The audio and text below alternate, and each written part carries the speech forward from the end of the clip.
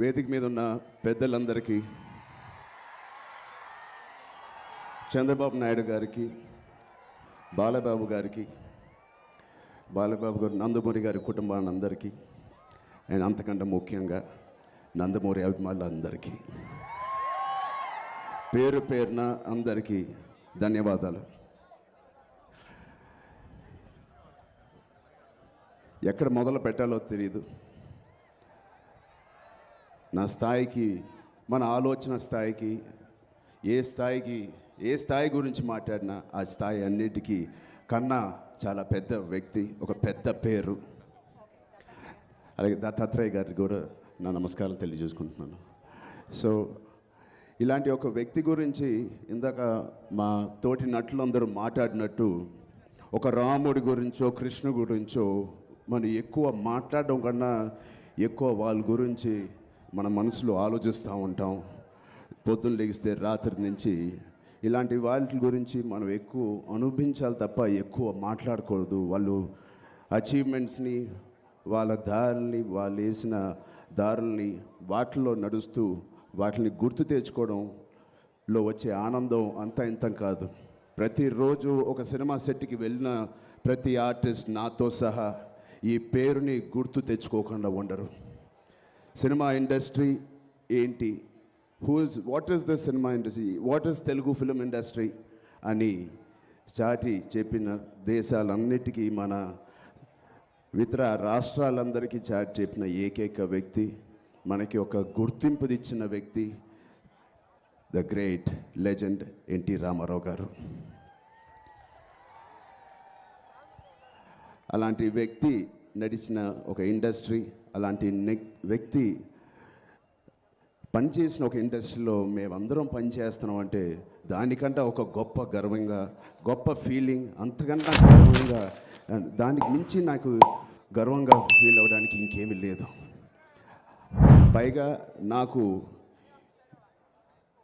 ఎక్కువసారి ఆయన కలవలేదు, బట్ ఒకసారి కలిశాను. బహుశా నాకు 5వ క్లాసో 6వ క్లాసో, నేను పురంధేశ్ గారి అబ్బాయి స్కేటింగ్ క్లాసెస్ చేసేవాళ్ళం రోడ్ నెంబర్ 12 బంజారా హిల్స్లో. బహుశా మార్నింగ్ 5:30, 6 o'clockకి మా స్కేటింగ్ క్లాసెస్ ఫినిష్ అయిపోయిన తర్వాత అబ్బాయి రితేష్ చెప్పాడు, ఒకసారి మా తాత ఇంటికి వెళ్దామా అని. అప్పట్లో ఆయన బహుశా సీఎం అనుకుంటా. నేను అన్నాను, నాకు అసలు అంత 5th, 6th క్లాస్లో అసలు సీఎంకి సెక్యూరిటీ ఉంటుంది, అది వెళ్ళగలవా లేదా అని కూడా చెప్పే అవగాహన లేదు నాకు. ఓకే అన్నాను. అలాగే స్కేటింగ్ చేసుకుంటూ పురంధేశ్ గారి ఇంటి నుంచి అలా కిందకి వెళ్తే రామారావు గారి ఇల్లు ఉంది.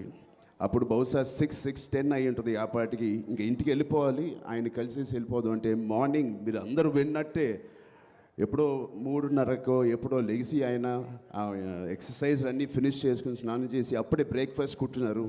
మొదటిసారి ఆయన అప్పుడే కలిశాను. మీరందరికీ తెలిసినట్టే, అందరూ మాట్లాడుకున్నట్టే ఇంత పెద్ద చికెన్ పెట్టుకుని బ్రేక్ఫాస్ట్ చేస్తూ ఆ వయసులో కూడా ఎంతో హెల్తీగా నన్ను కూడా కూర్చోబెట్టి నాకు కూడా బ్రేక్ఫాస్ట్ పెట్టారు. అలాంటి అదృష్టం కలిగిన నాకు నా లైఫ్ లాంగ్ నేను మర్చిపోయాను. థ్యాంక్ యూ పురంధేశ్వరి ఆంటీ, అలాంటి అవకాశం నాకు ఇచ్చినందుకు. అండ్ అలాగే తెలుగు ఇండస్ట్రీ బ్రతికున్నంత వరకు ఈ పేరు బ్రతికుంటుంది. ఇప్పుడు మాట్లాడుతున్నాం, దేశంలో తెలుగువాడి సినిమా కానీ దాన్ని కానీ గొప్పగా మాట్లాడుకుంటున్నారు. సౌత్ ఇండియన్ సినిమా చాలా బాగుందని. ఇవన్నిటికీ ముందు ఈ ఒక్క ఎన్టీఆర్ గారు ఆ కాలమే మన పవర్ ఏంటో చాటి చెప్పిన రోజులు మనం మర్చిపోకూడదు, గుర్తు తెచ్చుకోవాలి. అలాంటి వ్యక్తిని మన నెక్స్ట్ జనరేషన్ కూడా గుర్తుండిపోయేలాగా చేసే ఫంక్షన్స్ ఇలాగ చాలా చాలా ముఖ్యం. అలాంటి ఫంక్షన్ని నిర్వహించిన మా చంద్రబాబు నాయుడు గారికి, నందమూరి గారి ఫ్యామిలీకి అందరికీ పేరు నా థ్యాంక్స్. అండ్ బాలయ్య బాబు గారు మా ఫంక్షన్స్ అన్నిటికీ వస్తారు. ఆ బాలయ్య బాబు గారు నన్ను కూడా మర్చిపోకుండా ఈ ఫంక్షన్కి పిలిచినందుకు బాలయ్య బాబు గారికి మళ్ళీ ప్రత్యేకంగా థ్యాంక్స్ చెప్తున్నాను. ఈ ఫంక్షన్కి వచ్చినందుకు చాలా గర్వంగా ఉంది. నందమూరి గారి అభిమానులందరినీ కలిసినందుకు చాలా చాలా ఆనందంగా ఉంది. ఇలాగే ఉండండి. జై ఎన్టీఆర్. నమస్కారం.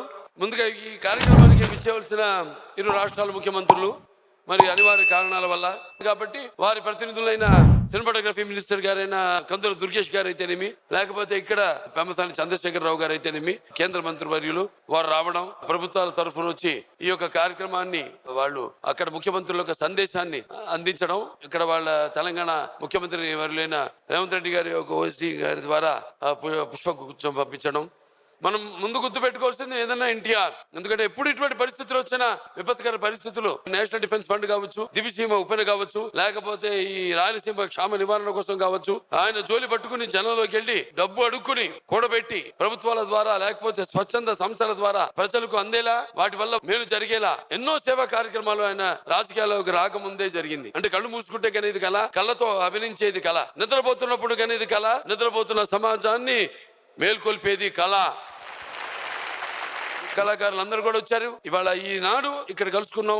అలాగే మీ అందరి సమక్షంలో మీరు లేకపోతే మేము లేము. ఎందుకంటే ప్రేక్షక దేవుళ్ళు, అలాగే కళాభిమానులు, కళా పిపాసులు, కళను ప్రోత్సహించేవారు మీరందరూ. కాబట్టి ఇవాళ అందరూ కూడా కార్యక్రమాన్ని హృదయపూర్వకంగా ఎన్నో ఘనతలు దక్కినాయి మన తెలుగు ఇండస్ట్రీకి. ఆ ఘనతలో ఒక భాగంగా ఇవాళ నేను ఈ యొక్క 50 సంవత్సరాల చలనచిత్ర ప్రస్థానాన్ని పూర్తి చేసుకోవడం, ఎన్నో విభిన్నమైన పాత్రలు, అంటే అటు సాంఘిక సినిమాలు కావచ్చు, జానపద సినిమాలు కావచ్చు, లేకపోతే మనం గర్వించదగ్గ విషయం మన భారతదేశంలోనే మొట్టమొదటి సాంఘిక సైన్స్ ఫిక్షన్ సినిమా ఆదిత్య 369 మనం చేయడం. అలాగే సాంఘిక సినిమాలు ఎన్నో నేపథ్యాల్లో ఇలా రకరకాల సినిమాలు. అంటే ఏ సినిమా అయినా ఇవాళ మన చలనచిత్ర పరిశ్రమ చూసుకుంటే మన భారతదేశం యావత్తు ఎక్కడ చూసినా మన సినిమాలకి ఆదరణ, అభిమానం లభిస్తుంది. అంటే ఒకటి చెప్పదలుచుకుంది ఏంటంటే, మన సినిమాలకి ఎక్కడ కూడా కలయికలు అయితే కానివ్వండి, లేకపోతే మా సినిమాల ప్రదర్శనలు అయితేనేమి, ఇందాక సోదరుడు చిరంజీవి గారు చెప్పినట్టు ఎక్కడైనా మేము ఇప్పుడు కలుసుకుంటాం. పోటీ ఉంటుంది, భావస్తురాని జన్మాంతర సౌహృద స్పర్ధే వర్ధత విజయ అంటాం. అంటే పోటీ లేని ఏ రంగంలోని ఫలితాలు అంత ఆశాజనకంగా ఉండవు, అంత ప్రోత్సాహకరంగా ఉండవు. అప్పుడు మేము ఒకళ్ళ నుంచి ఒకళ్ళు కలుసుకున్న ఎంత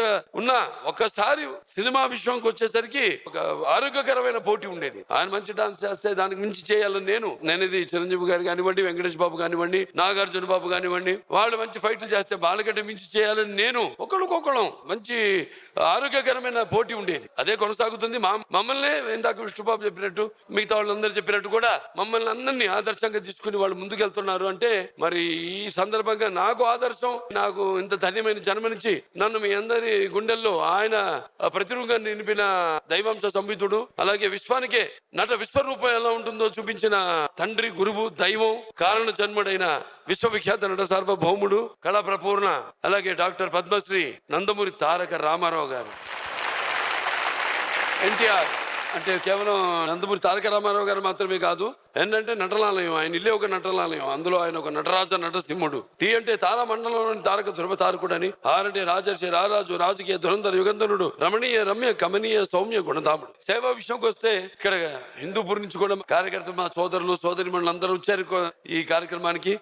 అలాగే ఆసుపత్రి సిబ్బంది కూడా కొంతమంది వచ్చారు ఇక్కడికి. సో అందరూ ఈ సమక్షంలో ఈ కార్యక్రమం జరుపుకోవడం నాకు ఎంతో ఆనందంగా ఉంది. మీరు ఇంకా ప్రోత్సహించి ఇంకా ఇటువంటి సినిమాలు ఎన్నో మాకు చేసి పెట్టండి అని మీరందరూ ఆదేశించినట్టుంది. నాకు అందరూ మంచి సినిమాని అయితే ఆదరిస్తారు. సో మంచి సినిమాలు ఇవ్వాల్సిన బాధ్యత మా పైన కూడా ఉంది. ఇక నా అదృష్టం, నా నిర్మాతలు, నా దర్శకులు. ఎందుకంటే ఒక ఆదిత్య 369 చేసినా, లేకపోతే ఒక భైరవ దీపం చేసినా, లేకపోతే ఒక శ్రీకృష్ణార్జున విజయం చేసినా, ఇవన్నీ ఆ నిర్మాతలకి నా మీద ఉన్న నమ్మకం. అంటే ఇది ఒక సమిష్టి కృషి, ఒక కుటుంబం. ఇప్పుడు నా కుటుంబం చాలా పెద్దదైపోయింది. ఇవాళ cancer hospital, Basavatarakam India American cancer hospital and research institute, అక్కడ డాక్టర్లు అయితే, సిబ్బంది అయితేనేమి, వాళ్ళందరూ నా కుటుంబంలో చేరారు. మళ్ళీ హిందూపూరు నా నియోజకవర్గం, నా కుటుంబం పెరుగుతూ పోయింది. ఇవాళ అది నాకు చాలా తృప్తిగా ఉంది. అలాగే నేను ఎప్పుడు చెప్తుంటా, నాన్న నాగేశ్వరరావు ఇద్దరు ఇండస్ట్రీకి 2 కళ్ళు. ఒక ఎన్టీఆర్ గారి తగ్గించి నేర్చుకుంది నేను నా క్రమశిక్షణ, నా పట్టుదల,